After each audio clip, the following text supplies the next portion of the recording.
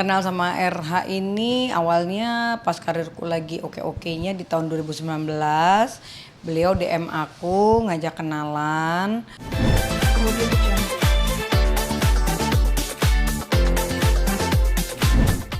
Kenal sama RH ini awalnya pas karirku lagi oke-okenya di tahun 2019. Beliau DM aku ngajak kenalan. Terus menawarkan diri bahwa ini saya Resa, saya pencipta lagunya Syahrini. Terus bisa kenalan nggak? Terus akhirnya nanya aku tinggal di mana. Terus akhirnya aku bilang aku di daerah Kuningan gitu kan, di apartemen. Terus akhirnya berapa hari kemudian janjian ke apartemen, ketemuan di kolam renang. Ketemuan di kolam renang malam-malam ngobrol-ngobrol, dia menawarkan ada project. Katanya kamu kan lagi bagus nih karirnya. Gimana kalau aku bikinin lagu gitu. Terus aku bilang boleh juga sih, karena kan aku waktu itu kan lagi viral lagu yang suaraku menghancurkan semua bumi ya kan. Suaraku yang terima kasih itu. Terus iya soalnya kamu keren loh, sebenarnya suara kamu tipenya kayak Syahrini, dia bilang. Maksudnya nggak terlalu tinggi tapi juga bagus nih, dia bilang cocok banget kalau aku yang bikinin lagunya.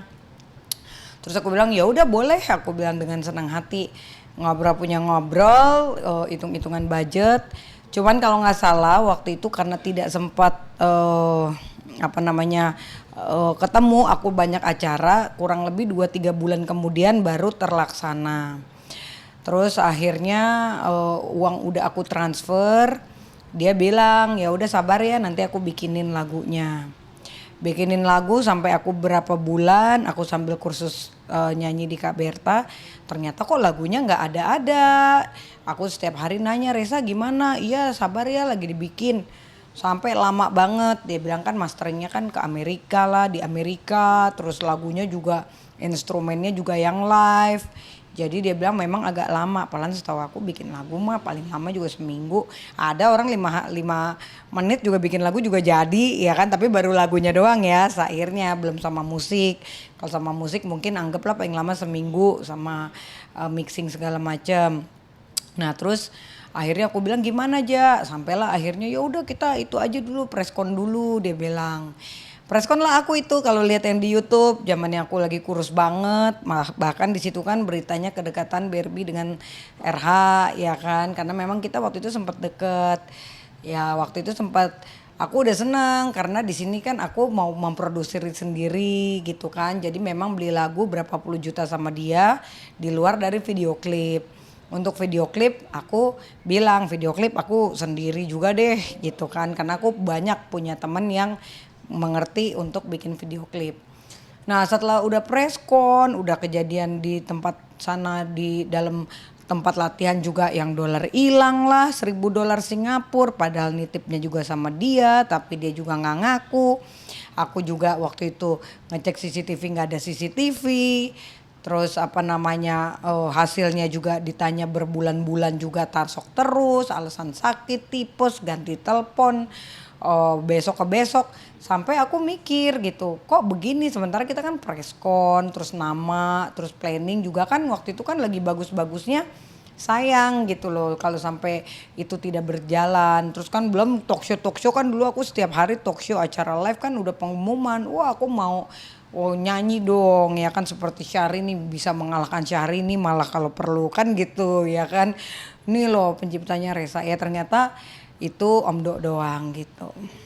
Jadi kenal sama Resa ini dia tiba-tiba nge-DM? Dia yang nge-DM, dia menawarkan diri. Dia yang nge-DM, dia menawarkan diri, bahkan di YouTube juga mungkin kalau kalian lihat lagi itu juga ada kan di situ di tagline yang kedekatan Barbie dan Resa, memang Resa kan aku bilang di situ kan ini Resa kok yang DM-in aku, iya aku yang hubungin Barbie gitu. Jadi bukan aku yang hubungin Resa tapi Resa yang hubungin aku gitu. Jadi tiba-tiba maksudnya nggak ada link teman kenal siapa dulu gitu? Waktu itu sih kita pernah kenal di partai, kalau nggak salah dia PKB kalau nggak salah, beberapa kali ketemu di DPR karena aku juga waktu dulu di partai walaupun bukan partai yang sama. Tapi memang kita untuk intens ngobrol gitu tidak pernah ngobrol banget gitu. Tapi di beberapa circle-nya dia, teman-temannya dia itu ada teman-teman aku juga, dan ternyata memang pernah juga ketipu dia. Ternyata usut punya usut di tahun 2019 itu ketika aku udah kecewa sampai akhirnya aku berantem kan. Gua nggak mau tahu, minta balikin duitnya nggak mau dipulangin waktu itu sama dia gitu kan. Sampai aku bilang, nah lu bikin lagu kayak gini, gue dengernya aja udah enek gitu loh, dengernya aja jelek banget sih kok lagunya, suaranya kecepetan begitu. Dia mau bikin lagu kayak disco tapi nggak jelas gitu, musiknya juga nggak ada yang live gitu, musiknya musik mesin semua. Dia paksakan aku bayar segitu setelah udah 4 bulan lebih ya, hampir 6 bulan kalau nggak salah. Akhirnya dia terpaksa memaksakan aku untuk aku harus menerima dengan musik yang dia buat, ya aku nggak mau. Terus waktu itu Kak Berta juga bilang enggak, itu mah malu-maluin gue, nggak usah, mendingan ngapain nyanyi kayak gitu loh. Jadi akhirnya aku merasa kecewa, marah, aku ajakin berantem, ya kalau nggak salah dipotong waktu itu setengahnya atau berapa, aku juga lupa nominalnya karena waktu itu aku lagi sibuk banget. Jadi ibaratnya mikirnya cuman gini pada saat itu, oh harga diri lo segitu doang. Ya I'm so sorry ya kan. Karena kan ibarat kasarnya gini loh, kita tadinya kan malah deket ya. Jadi kayak kok gue punya feeling ke lo punya feeling ke gue, lo gituin gue gitu loh. Kok lo jahatin gue gitu. Jadi kayak aku gak make sense. Ih kok tega ya nih cowok gitu kan. Apalagi cuman duitnya kan juga gak nyampe 100 juta lebih. Jadi aku ngerasa untuk nama baik dia pada saat itu gak sesuai ekspektasi gitu. Berapa puluh juta sih, mungkin sekitar 50-an kali ya, lupa, sekitar segituan sih. Reza kan gak jauh-jauh antara 50-100 antara segitu. Itu sebelum berantem terus potong itu. Iya sebelum berantem ya kan dia kan orangnya gitu, belum apa-apa kita harus bayar dulu gitu loh. Jadi gak boleh lihat sampel dulu, kan ada beberapa pencipta lagu yang dia memang sudah modal duluan kan. Maksudnya dia udah nawarin kita nih, ini baru baitnya doang ya, baru digayat doang ya, ini kamu dengerin. Kita mungkin oh iya nih lagunya enak nih, walaupun mungkin baru digenjrengin pakai gitar juga oh asik nih lagunya. Kalau dia kan enggak, jual mukanya, jual ke kegantengannya, jual ke bacotannya ya kan, untuk menawarkan ke orang-orang ya. Karena dia juga udah pernah sukses, udah ada nama besar, ya kita juga nggak mungkin dong mikirnya, nggak mungkin dia mau nipu duit segitu, ya ternyata nipu juga Bo. Dan ternyata pada saat aku juga lagi kursus sama Kak Berta juga memang aku juga sempat dengar ada juga anak anggota DPR juga yang memang udah bayar hampir 1 miliar pun tidak sesuai gitu, tidak sesuai dengan apa uang yang dia keluarkan. Jadi memang pada saat itu aku bilang serem banget nih orang, berani banget. Belum lagi ada lagi kan temen aku yang ngejodoh-jodohin aku sama dia kan, satu geng dia juga.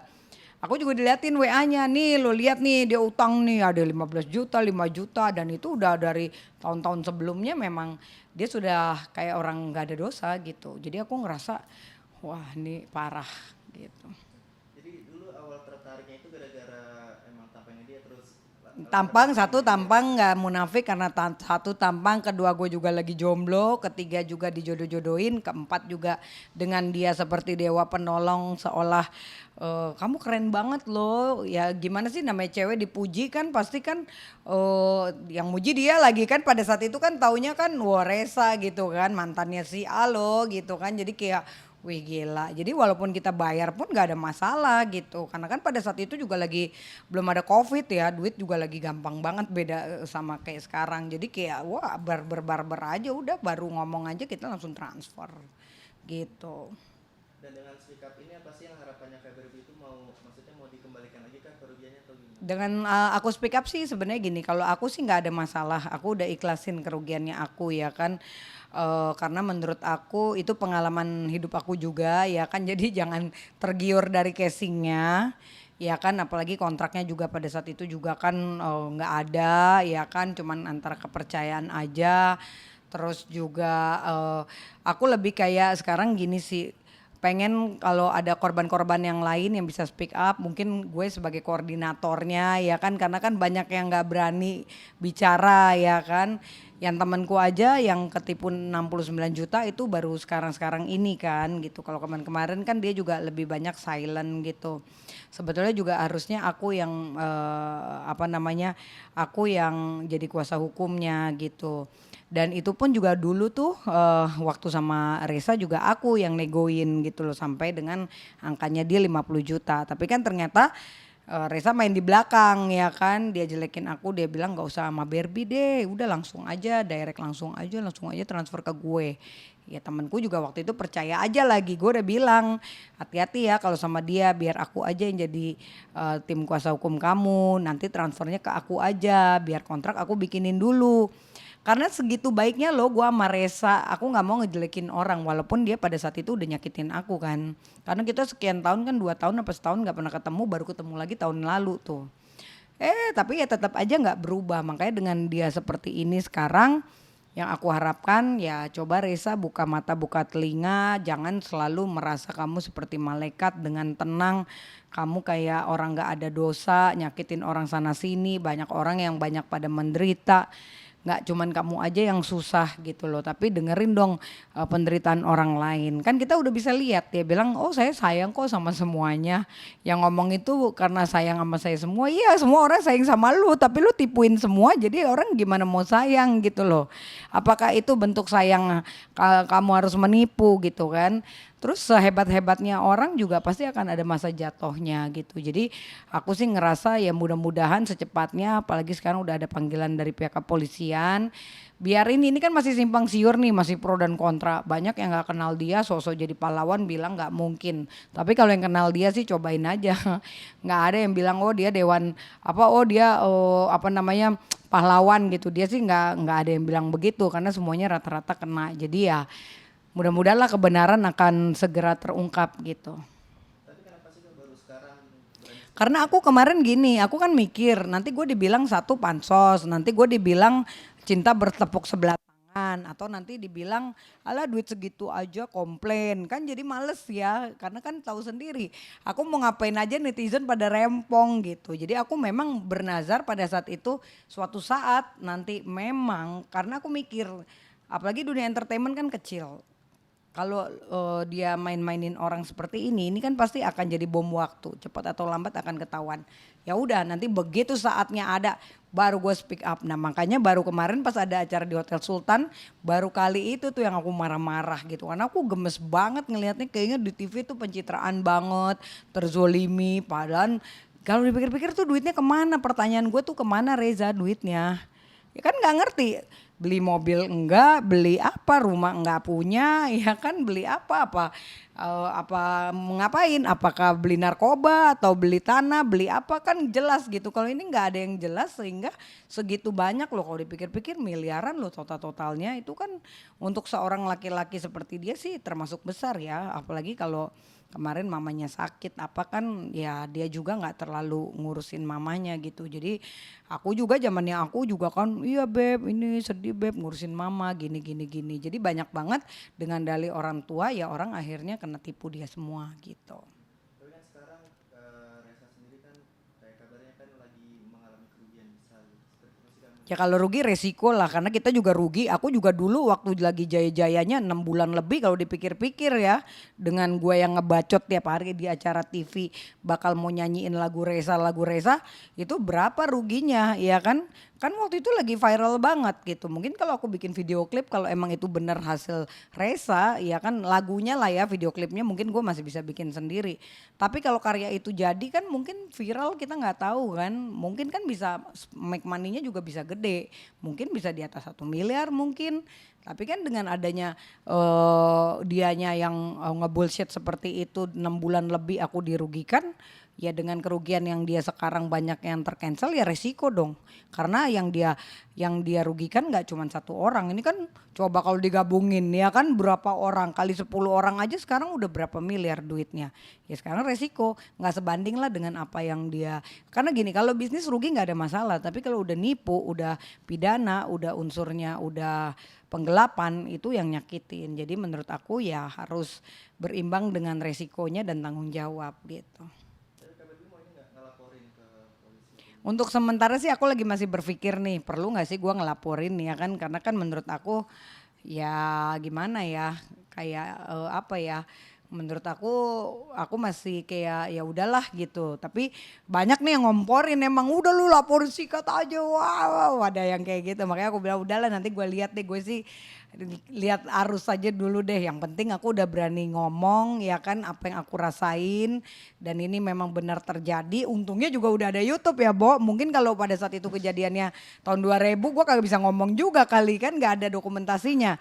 Kalau sekarang kan ada gitu. Jadi karena kan kalau udah berapa tahun kan WA udah hilang kan gitu. Jadi paling nggak untung udah ada dokumentasi dan ada beberapa wartawan yang pada saat itu juga ngeliput kan juga tahu seperti apa kedekatan aku sama dia gitu.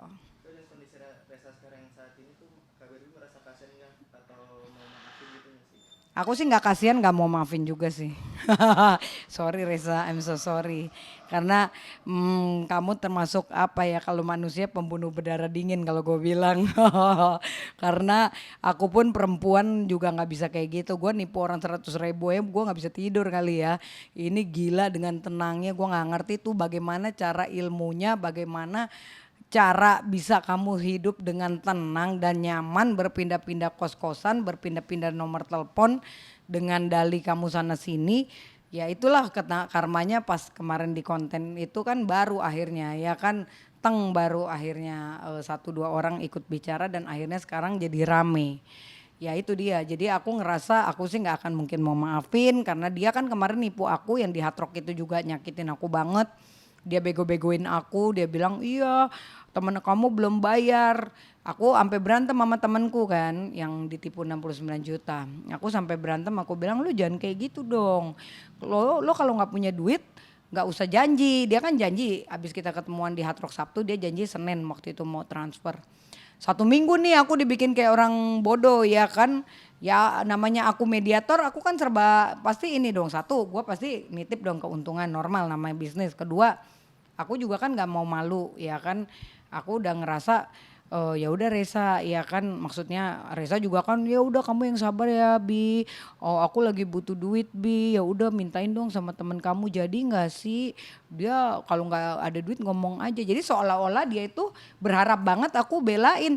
Ya aku sampai segitunya belain, ternyata apa? Ternyata aku yang dihianatin. Nah ini penyakitnya dia kan kayak begitu. Dia itu orangnya awalnya baik tapi begitu dia udah tahu linknya langsung disikat abis. Ini sifatnya dia. Makanya Mbak Astrid juga kemarin sempat aku lihat kan di podcastnya dia. Dulu gue ngenalin waktu untuk jadi calon anggota dewan segala macam, kok sampai gue akhirnya sepi job semua dia direct sendiri. Aku pun juga sama Mbak, digituin juga Mbak Astrid gitu. Ya kan depan mata sendiri aku dikadalin juga. Ya kan tahu-tahu setelah 1 minggu lebih 3 minggu kemudian aku sampai berantem sama temenku, sampai aku bilang lu bikin malu gue ya, kalau lu nggak punya duit nggak usah gaya-gayaan dong mau jadi sok-sok artis ya kan, ngomong tinggi ternyata duit 50 juta aja nggak ada, sampai aku labrak kayak gitu. 3 minggu kemudian temenku telepon, sorry ya sebenarnya gue udah transfer hari itu juga sorenya, tapi gue dibilang nggak usah bilang-bilang sama Barbie karena Barbie minta bagian, jadi udah diem-diem aja, acting aja seperti itu. Nah ini kan keterlaluan, jadi aku ngerasa makanya gantian sekarang kalau dia ada masalah gantian, gue nggak mau maafin ya kan, itu pembalas dendaman perasaan gue ke dia gitu.